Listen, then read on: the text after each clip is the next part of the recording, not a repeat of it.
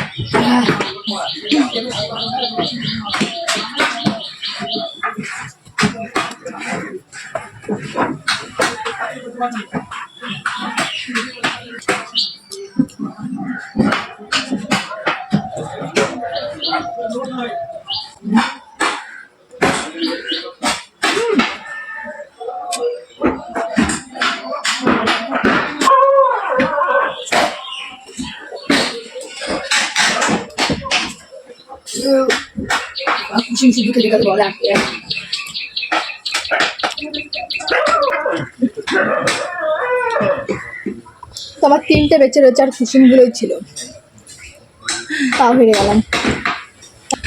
তো বন্ধুরা, অনেকদিন পর যেহেতু নিয়ে এসেছিলাম, তো ভেবেছিলাম যে আমি হেরে যাব, কিন্তু যাই হোক মামিকেই হারালাম।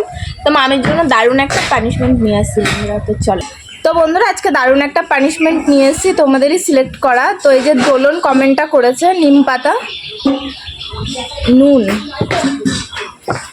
দারুণ একটা কমেন্ট। হাতে নাও আর ভরিয়ে ভরিয়ে খাও। কি বিচ্ছিরি একটা ব্যাপার, আমার খেতে নিতে ভালো লাগে না। তো দোলন, তোমাকে অনেক ধন্যবাদ কমেন্টটা করার জন্য।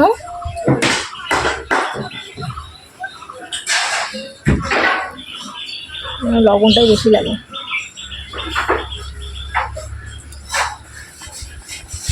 বাবা রে,